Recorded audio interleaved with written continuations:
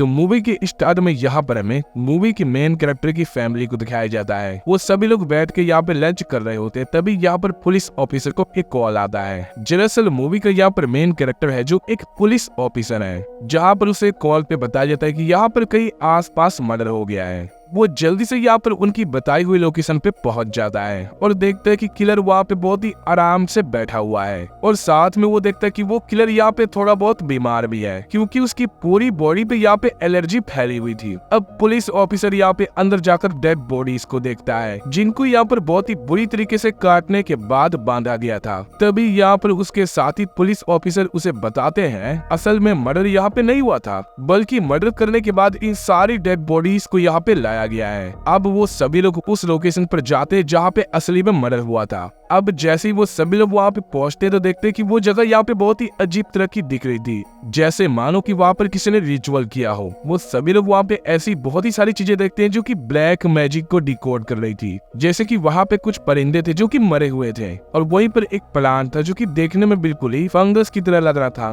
Police officer जैसे ही यहाँ पर उसे टच करने वाला था, तभी उसके बाकी साथी यहाँ पर उसे वापस बुला लेते हैं। अब यहीं पर हमें मूवी के अंदर एक जंगल को दिखाया जाता है, जहाँ पर एक आदमी जंगल के अंदर शिकार कर रहा था। तभी उसका पैर स्लिप होता है और वो अचानक से नीचे गिर जाता है, और चोट लगने के कारण यहाँ पर वो बेहोश हो जाता है। अब होश में आने पर यहाँ पर वो देखता है कि एक आदमी उसके शिकार को यहाँ पे खा रहा है। अब यहाँ पर वो जंगली आदमी भी उस आदमी को देख लेता है, और उस जंगली आदमी के अपने पास करीब आने पर वो आदमी यहाँ पे नोटिस करता है उस जंगली आदमी की आंखें यहाँ पर नॉर्मल इंसान की तरह नहीं है। उसे यहाँ पर ये लगता है या तो ये गोश्त है या फिर कोई डीमन है, लेकिन इंसान तो नहीं है। असल में ये सारी बातें यहाँ पर पुलिस स्टेशन के अंदर जोंग नाम का एक इंस्पेक्टर दूसरे पुलिस वालों को बता रहा होता है, और दूसरे पुलिस ऑफिसर के इंफॉर्मेशन के अकॉर्डिंग गांव में अब जितनी भी ऐसी घटनाएं हो रही थी वो उसी जापानीज आदमी की वजह से हो रहे थे, जो कि उनको यहाँ पे जंगल के अंदर नजर आया था। लेकिन किंग जोंग जूंग को यहाँ पर उसकी बात पर बिल्कुल भी यकीन नहीं था। वो यहाँ पर कहता है कि जिनका भी यहाँ पे मर्डर हुआ है उन सभी की पोस्टमार्टम रिपोर्ट में ऐसा कुछ भी नहीं है, और साथ में वो उसे ये भी कह रहा था कि वो जापानीज आदमी बिल्कुल ही हमारे जैसा है। अब अगले दिन यहाँ पर जोंगजू को एक और मर्डर की रिपोर्ट मिलती है, और इस बार यहाँ पे मर्डर में पूरी की पूरी फैमिली को मार दिया जाता है, और उसके बाद यहाँ पर उनका घर भी जला दिया गया था। वहाँ जाने पर यहाँ पर जोंगजू को एक मिस्टीरियस लड़की मिलती है जिसने व्हाइट ड्रेस यहाँ पर पहना हुआ था। तब वो लड़की यहाँ पर जोंगजू को कहती है कि मरने से पहले मैं इन कपल से मिली थी। इन कपल ने तभी यहाँ पर मुझे बताया था कि वो जापानीज आदमी एक भूत है, और जरूर यहाँ पर उसी जापानीज आदमी ने इनका मर्डर किया है। अब वो लड़की इस बात को प्रूफ करने के लिए जोंगजू को घर के अंदर ले जाती है। अब वो मिस्टीरियस लड़की पुलिस ऑफिसर जोंगजू से पूछती है क्या तुमने यहाँ पर कभी उसे देखा है? तब वो पुलिस ऑफिसर यहाँ पर उसे कहता है कि हाँ मैंने उसे 2-3 बार देखा है। तब वो लड़की यहाँ पर कहती है कि अब तुम्हें अपने आप पे ध्यान देने की जरूरत है, क्योंकि जरूर यहाँ पर उस जापानीज का अगला टारगेट तुम और तुम्हारी फैमिली होंगे।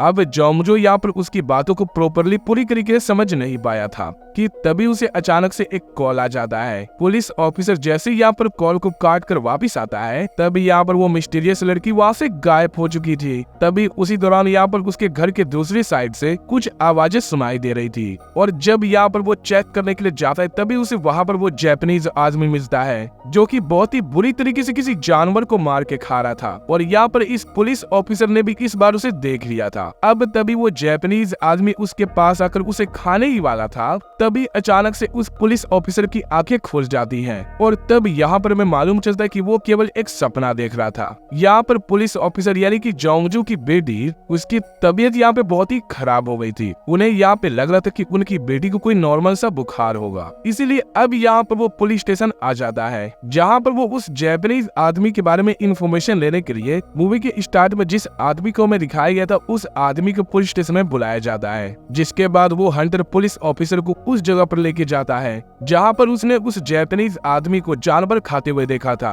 अब वो उस जगह को पूरी तरीके से इन्वेस्टिगेट नहीं कर पाते, तभी अचानक से हंटर के ऊपर आसमान से बिजली गिर जाती है, जिसके बाद पुलिस ऑफिसर उसे हॉस्पिटल लेके आ जाते हैं। यहाँ पर हॉस्पिटल में हमें पहले किलर को भी दिखाया जाता है, यहाँ पर उस आदमी की बॉडी यानी कि जिस्म बहुत ही बुरी तरीके से मुड़ रहा था और इसी कंडीशन में यहाँ पर वो मर जाता है। अब जोंगजू यहाँ पर जैसे ही घर पर आता है तब यहाँ पर वो अपनी बेटी की बिल्कुल ही वैसी हालत देखता है जैसे कि बिल्कुल ही पहला किलर कर रहा था, लेकिन यहाँ पर वो अपनी बेटी के ऊपर पूरी तरीके से कंट्रोल कर लेता है, जिसके चलते यहाँ पर वो मरती नहीं है बल्कि उसकी हालत यहाँ पे बहुत ही खराब होती जा रही थी, जैसे कि वो बहुत ही सारी मछलियों को अब खाने लगी है पहले के मुकाबले ज्यादा। अब इससे यहाँ पर यूजिन की मॉम को लगता है कि उसके ऊपर यहाँ पर किसी गोश्त या डीमन का असर है। तब यूजिन की मॉम यहाँ पर जेंजू से कहती है हमें इसे यहाँ पर किसी अच्छे पादरी से दिखाना चाहिए ताकि यहाँ पर वो पादरी रिचुअल परफॉर्म करके इस डीमन को हमारी बेटी से बाहर निकाल दे। लेकिन जेंजू को यहाँ पर इन सारी बातों पर बिल्कुल ही विश्वास नहीं था, इसलिए वो उनकी बातों को इग्नोर करते हुए पुलिस स्टेशन पहुंच जाता है, जहाँ पर उसके साथ ही पुलिस ऑफिसर उसे एक आदमी से मिलवाते हैं। वो आदमी यहाँ पर प्रीस्ट होने के साथ साथ जापानीज लैंग्वेज भी जानता था। पुलिस ऑफिसर का यहाँ पर कहना था कि हमें इस आदमी की जरूरत पड़ सकती है क्योंकि अब यहाँ पर हम उस जापानीज आदमी से मिलने के लिए जाएंगे, क्योंकि गाँव वालों का यहाँ पर मानना था कि ये सब कुछ यहाँ पर उसी आदमी के कारण हो रहा था। अब वो सभी लोग उस प्रीस्ट को लेकर उस मिस्टीरियस घर के पास जाते हैं, जहाँ पर एक पुलिस ऑफिसर को बहुत ही सारी ऐसी फोटोज मिलती है जो कि सभी गांव वालों की थी और यहाँ पर वो सारे गांव वाले यहाँ पे मर चुके थे। अब यहीं पर जेंजू दूसरे रूम में जाता है और वहां जाने पर उसे ऐसा लगता है कि मानो ये कोई रिचुअल रूम है जहाँ पर बहुत ही सारी चीजें ब्लैक मैजिक से रिलेटेड थी। और तभी उतने देर में ही वहाँ पर जापानीज आदमी आ जाता है, लेकिन वहाँ की सारी कंडीशन को देखकर दोनों बहुत ज्यादा यहाँ पे डर जाते हैं, जहाँ पर उनको लग रहा था कि जरूर यहाँ पर वो कोई गोश्त है, इसलिए वो सभी लोग वहाँ से डर के मारे वापस आ जाते हैं। अब जेंजू के साथ वाला यहाँ पर पुलिसमैन जेंजू को बताता है कि उस आदमी का अगला टारगेट तुम्हारी फैमिली है। तब जेंजू यहाँ पर उसको कहता है कि तुम यहाँ पर ऐसा कैसे कह सकते हो, जिस पर वो पुलिस ऑफिसर यहाँ पर जेंजू के एक जूता दिखाता है जो कि उसकी यहाँ पर बेटी का होता है। इसलिए वो घर जाकर यहाँ पर अपनी बेटी यूजिन से उस जापानीज आदमी के बारे में सवाल पूछता है और तभी उसका नाम सुनते ही यूजिन बहुत ही गुस्से में आ जाती है। कुछ देर के बाद यहाँ पर वो यूजिन की बॉडी पे वैसी एलर्जी देखता है जैसा कि हमने मूवी के स्टार्ट में किलर की बॉडी पर देखा था। अब जेंजू यहाँ पर जल्दी से प्रीस्ट को लेकर जंगल में उसी आदमी के घर पर जाता है। वो वहाँ पे असल में मरे हुए लोगों की फोटोज को देखने के लिए आया था। अब जैसे ही वो वहाँ पे पहुँचता है तब उसे वहाँ जाने पर कोई भी फोटोज नहीं मिलती, जिसके बाद वो गुस्से में वहाँ की हर एक चीज तोड़ने लगता है और ये देखते हुए यहाँ पर जापानीज आदमी का डॉग उस पे अटैक कर देता है, जिसके बाद वो उस डॉग को बहुत ही बुरी तरीके से मारता है। और जैसे ही यहाँ पर जापानीज आदमी उसके सामने आता है तब यहाँ पर वो उसे धमकी देता है कि अगर तुमने 3 दिन के अंदर इस जगह को खाली नहीं किया तो मैं तुम्हें भी यहाँ पर बहुत ही बुरी तरीके से मार दूंगा, जैसे मैंने इस डॉग को मारा है। यही दूसरी साइड यूजिन की हालत बहुत ही खराब होती जा रही थी। अब तभी यहाँ पर जेंजू अपने घर में एक पादरी को बुलाता है और तभी उस प्रीस्ट को यहाँ पर जेंजू के घर में एक पॉट मिलता है। अब वो जेंजू के पास जाता है और अकेले में जाकर कहता है कि तुम्हारी बेटी के साथ यहाँ पर जो कुछ भी हो रहा है वो उसी जापानीज के कारण हो रहा है और वो जापानीज आदमी यहाँ पर कोई इंसान नहीं है। अगर तुम इन सभी चीजों से बचना चाहते हो तो तुम्हारे पास यहाँ पर 2 रास्ते हैं, या तो उस जापानीज आदमी को जान से मार दो या फिर मुझे यहाँ पर एक रिचुअल परफॉर्म करना पड़ेगा। और अगर यहाँ पर ऐसा नहीं किया गया तो जो कुछ भी यहाँ पर तुम्हारी बेटी के साथ हो रहा है वो पूरे गांव वालों के साथ होगा। अब जोंगजू यहाँ पर उसकी बातों को मान जाता है और हम देखते हैं कि वहाँ पर 2 जगह पर रिचुअल होने लगता है। एक वो जो कि यहाँ पर जेंजू के घर पे वो पादरी कर रहा था और दूसरा यहाँ पर वो जो कि जापानीज अपने घर पे कर रहा था। अब यहाँ पर वो पादरी उस रिचुअल को पूरा करने के लिए एक बहुत ही बड़ी डॉल बनाई थी और वो डॉल यहाँ पर जोंग की उनकी बेटी जितनी बड़ी थी। अब वो उस रिचुअल को परफॉर्म करते करते जैसे ही उस डॉल को मारता है तभी उसी वक्त और उसी जगह पर यूजिन को भी दर्द होता है। दूसरी तरफ यहाँ पर उसी जापानीज आदमी को भी वही पेन हो रहा था जहाँ पर यूजिन को पेन हो रहा था। तभी हम देखते कि यूजिन की हालत यहाँ पे बहुत ही ज्यादा खराब हो गई थी, जिसके बाद वो किसी न किसी तरीके से अपने फादर को इस रिचुअल को बंद करने के लिए कहती है, जिसके बाद जेंजू उसे बंद करके अपनी बेटी को हॉस्पिटल लेके आ जाता है। तभी दूसरी साइड यहाँ पर हम जापानीज आदमी को देखते हैं जो कि दर्द से यहाँ पर रेंगता हुआ अपने घर के बाहर आ गया था और वहाँ पर वो उसी मिस्टीरियस सफेद कपड़े वाली लड़की को देखता है, जिसे देखकर यहाँ पर वो बहुत ज्यादा डर जाता है। अब यहाँ पर हम देखते कि वो रिचुअल तो असल में यहाँ पे खत्म हो चुका था, पर उस प्रीस्ट के मुताबिक यहाँ पर इसको रोकने के केवल दो रास्ते थे। दूसरा रास्ता वो था कि वो उस जापानीज को मार दे। अब जेंजू और यहाँ पर प्रीस्ट के कुछ लोग जापानीज आदमी के घर पर कुछ आदमियों को लेकर जाते हैं। वहां पर उन्हें जापानीज आदमी तो नहीं मिलता, लेकिन घर के पीछे उन्हें एक ज़ॉम्बीज़ की तरह एक आदमी दिखता है, जिसे वो सभी लोग वहां पे मारने लगते हैं। लेकिन प्रीस्ट यहाँ पर उसे रोक लेता है और इसके बाद वो अजीब सी हालत वाला आदमी प्रीस्ट को यहाँ पे काट लेता है और उसको काटने के बाद यहाँ पर वो खुद मर जाता है। तभी यहीं पर जेंजू की नजर उसी जापानीज पर पड़ती है, जिसके बाद वो उस जापानीज को पकड़ने के लिए उसके पीछे भागते हैं, जबकि वो जापानीज आदमी उनसे डरकर कहीं पर छुप जाता है। और जब जेंजू और उसके लोगों को बहुत ही ढूंढने पर वो नहीं मिलता है, तो वो सभी लोग वहां से वापस आ जाते हैं। लेकिन अब यहाँ पर उस जापानीज आदमी के पीछे वो व्हाइट ड्रेस वाली लड़की पड़ रही थी, जिसे हमने यहाँ पर पहले भी देखा था। अब जापानीज आदमी उससे यहाँ पे बहुत ही डरता है और आखिरकार हम देखते कि वो लड़की उस जापानीज आदमी को मार देती है और उसकी डेड बॉडी को यहाँ पर जेंसू के कार पर फेंक देती है। अब वो सभी लोग उस जापानीज की डेड बॉडी को देखकर बहुत ही डर जाते हैं, जिसके बाद वो सभी लोग फैसला करते हैं कि वो उस जापानीज की बॉडी को कहीं दूर फेंक देंगे। जेंजू अब यहाँ पर अपनी बेटी के पास जाता है, जहाँ पर यूजिन बिल्कुल ही ठीक हो चुकी थी, जहाँ पर जेंजू को ये लग रहा था कि उस जापानीज के मरने के कारण मेरी बेटी ठीक हो गई। लेकिन रियलिटी में यहाँ पर कुछ भी ठीक नहीं हुआ था, क्योंकि हम देखते हैं कि जख्मी प्रीस्ट को यहाँ पे बहुत ही सारे इल्यूजन आ रहे थे और दूसरी साइड यहाँ पर दूसरे प्रीस्ट को भी वही इल्यूजन आ रहे होते हैं। तब यहाँ पर वो देखते हैं कि उसके साथ ही पुलिसमैन ने उसके सारे घर वालों को मार दिया है, और वो भी यहाँ पर मूवी में दिखाए जाने वाले पहले किलर की तरह। अब यहीं पर हम शैन मैन को देखते हैं, क्योंकि यहाँ पर वो उसे बताना चाहता था कि हम किसी बड़े खतरे में आने वाले हैं। अब इससे पहले कि वो यहाँ पर जेंजू को ढूंढ पाता, तभी उसकी नाक से यहाँ पे बहुत ही सारा ब्लड गिरने लगता है और दूसरी साइड उसे यहाँ पे बहुत ही ज्यादा वोमिटिंग शुरू हो जाती है। अब इन सभी से डरकर यहाँ पर वो उस गांव से बाहर जाना चाहता था, लेकिन तभी कुछ मिस्टीरियस क्रिएचर उसे इस गांव से बाहर जाने नहीं दे रहे थे, जिसके चलते यहाँ पर वो वापस से गांव के अंदर आ जाता है। जहाँ पर जेंजू जैसे ही शोमैन को कॉल करता है, तब यहाँ पर वो शोमैन उसे बताता है कि तुमने यहाँ पर जापानीज को मार के बहुत ही बड़ी गलती कर दी, क्योंकि असल में यहाँ पर जापानीज गलत आदमी नहीं था, बल्कि तुम्हारे घर के करीब एक सफेद कपड़े वाली लड़की है और उसी के पास यहाँ पर ब्लैक पावर है। वो कहता है कि जापानीज तो यहाँ पर हमें उस लड़की से बचाने की कोशिश कर रहा था और यहाँ पर उसे मारकर तुमने हमारा सारा काम खराब कर दिया। ये सुनते यहाँ पर जल्दी से जेंजू अपनी बेटी के पास जाता है, लेकिन घर पर यहाँ पर उसकी बेटी तो थी ही नहीं। और तभी जैसे ही वो घर के बाहर आते हैं, तभी यहाँ पर उसे व्हाइट कपड़ों वाली लड़की मिलती है। अब वो उस लड़की से पूछता है कि मेरी बेटी कहाँ है। तब यहाँ पर वो कहती कि तुम्हारी बेटी अभी घर पर है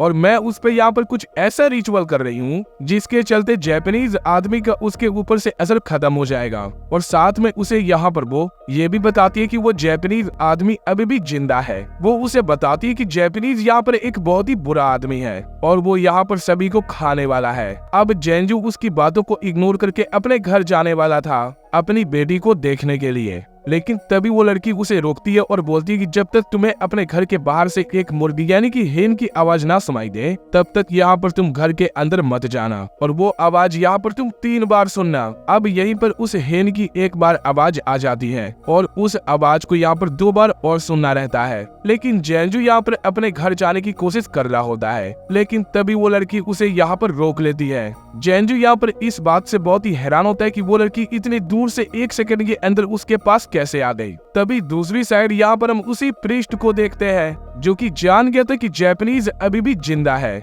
और वो बहुत ही बुरा है, जिसके चलते वो जापानीज को मारने के लिए वहां पर जाता है जहां पर उसने उसी जापानीज को गिराया था। और एक केव के अंदर जैसे ही वो जाते तभी उसी जापानीज वाकई में जिंदा मिलता है और इस केव के अंदर अभी भी यहाँ पर जापानीज किसी रिचुअल को कर रहा था। अब यहीं पर हम यूजीन को देखते हैं जो कि बहुत ही सारी मछली को खा चुकी थी और अभी भी यहाँ पर वो और मछली खा रही थी। और फिर तभी अचानक से वो बहुत ही अजीब तरीके से अपनी मॉम को देखती है और फिर उनके पीछे रखी हुई चाकू को। तभी उसके घर के बाहर यहाँ पर जेंजू को शॉन का कॉल आता है जो कि उसे यहाँ पर कह रहा था कि तुम यहाँ पे सफेद कपड़े वाली लड़की की बात मत मानना, जबकि वो लड़की यहाँ पर उसे कह रही थी कि तुम यहाँ पे घर के अंदर मत जाना। अब तभी दोबारा से यहाँ पर हम उसी जापानीज आदमी को देखते हैं जिस पर प्रीस्ट यहाँ पर उससे पूछता है कि तुम सच सच बता दो आखिरकार तुम हो कौन, नहीं तो यहाँ पर मैं तुम्हें मार दूंगा। तब जापानीज आदमी उसको बताता है कि मैं कोई भूत नहीं हूँ बल्कि मैं एक आम इंसान हूँ वो उससे पूछता है कि क्या यहाँ पर भूतों के पैर इंसान जैसे होते हैं।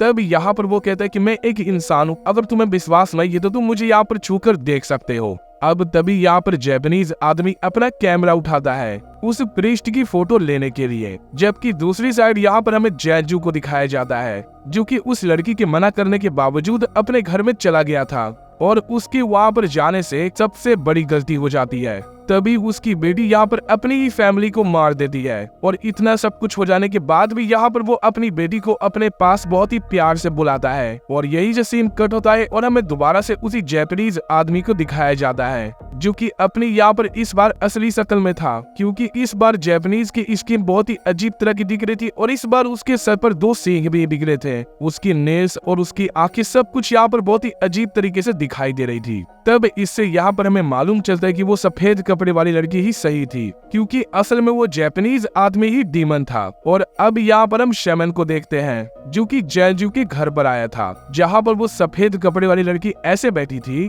जैसे वो सब कुछ यहाँ पर हार गई है और दूसरी तरफ यूजीन भी इसी तरीके से बैठी होती है जैसे सारे किलर यहाँ पर मर्डर करने के बाद बैठे थे। अब वो उस घर के अंदर जाता है और सारे मरे हुए लोगों की फोटो लेकर घर के बाहर आता है। अब जैसे ही वो अपने कार के पास उन सभी फोटोज को रख रहा था तभी उसके हाथ से एक बॉक्स नीचे गिर जाता है जिसमें सारे मरे हुए लोगों की फोटोज थी। तब यहाँ पर हमें मालूम चलता है कि असल में ये शैमेन भी उसी जैपनीज आदमी के साथ मिला हुआ है और जब यहाँ पर वो यूजीन पर रिचुअल परफॉर्म कर रहा था तब भी यहाँ पर वो उसी जैपनीज आदमी के साथ था और जैपनीज आदमी को उसके रिचुअल से दर्द नहीं हो रहा था बल्कि उस व्हाइट कपड़ों वाली लड़की के रिचुअल से पेन हो रहा था। अब यहाँ पर हमने जो देखा था कि शैमिंग डर के मारे इस विलेज से बाहर जा रहा था तो उसे भी यहाँ पर उसी जैपनीज आदमी ने रोका था अपने मैजिकल क्रिएचर से, क्योंकि शैमन यहाँ पर उसी के लिए काम करता था। और उसी जैपनीज आदमी की जीत के साथ ये मूवी यहीं पे खत्म हो जाती है। अगर आपको इस मूवी की पूरी स्टोरी अच्छी लगी तो वीडियो को लाइक करें और चैनल को सब्सक्राइब जरूर करें। मैं मिलता हूँ आपसे नेक्स्ट